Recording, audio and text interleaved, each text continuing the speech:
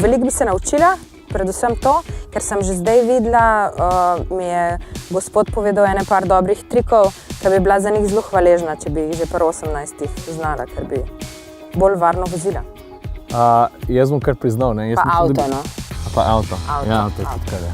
Ne, veš kaj, jaz mislim, da bi se najprej zbudila tekmovalnost v meni, ker bi želel dokazati ne samo sebi, pa drugim, da sem najboljši. Kakorkoli, bom rekel, samo všečno se to sliši, vse veš, pri 18, ne, imaš ene druge stvari v planu. Ampak pa na plan pride tudi druge reči, ne, ker to, kar si že ti rekla, ne, da se nekaj novega naučiš, pa da si pa tudi varnejši na cesti, ne, ker takrat misliš, da si pojedel vso pamet tega sveta. Pa se pa sedeš za volan, pa še vedno misliš, da si najpametnejši, pa se nekaj zgodi, si pa... Pa si pa star 32, pa se usedeš v avto, ja. Pa tako izveš, da se ne prevežeš prav. Recimo. Tako da hvala. Meni se zdi to bolj varno. Bolj se mi zdi varen tak avto, ki je pač močen, pa tako, kakor pa, da dobim enega starega puntota, ki se pri 18 tam lahko cest. Ja, to drži. Mislim, vsa varnost, ki je v avtomobilu na voljo, absolutno rešuje življenja. Ampak jaz sem tudi mnenja, da vsak voznik, ki se najprej usedel v avto, ne glede na to, kakšen avto je, koliko stane pa koliko opreme ima, da se mora najprej naučiti osnove.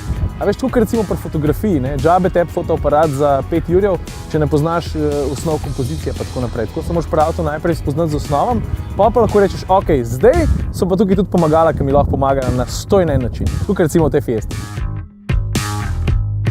Lahko povem, da čez 2 meseca, ko mora vrniti, da bo precej težko. Precej teh pomagal pride zelo prav, pa tudi precej olajša vožnjo. Na kratko povedano, nimaš kaj izgubiti, lahko pa samo pridobiš. Te ne stane skoraj nič, da rešiš tisti spletni kviz, potem pa tudi, če prideš na izbor med tistih 50 finalistov v svoji kategoriji, lahko preživiš en lep dan tukaj na Vranskem, voziš nove avtomobile in spoznaš tudi nove ljudi. Mi ocenjujemo, da seveda so vozniške izkušnje zelo pomemben del tega, da vpliva na prometno varnost pri mladih voznikih. Obenem pa ocenjujemo, da poleg izkušenj je nujno potrebna udeležba na različnih projektih, delavnicah, pri sodelovanju z vrstniki, starejšimi vozniki in mogoče tudi nami, ki smo seveda tudi neposredno odgovorni za stanje prometne varnosti, takšnega voznika, kot ga bomo navadili, jaz pričakujem, da ga bo imeli tudi potem v naslednjih nekaj 10 letih. Treba je biti mogoče tudi mladim vzor, peljati in pokazati, kaj je prav, kaj se od njih pričakuje, tudi kakšne bodo posledice. Kaj želimo s tem sodelovanjem povedati?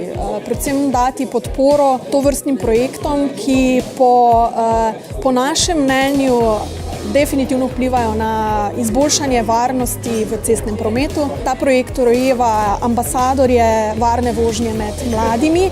Ti mladi, ki izhajajo iz tega projekta, ki se preizkusijo v teh veščinah, definitivno so zgled tako svojim vrstnikom in pa predvsem nam, starejšim oziroma tistim z nekoliko več izkušnjami za volanom. Ford ima del svojega DNK je voznost in s tem neposredno je povezana tudi varnost.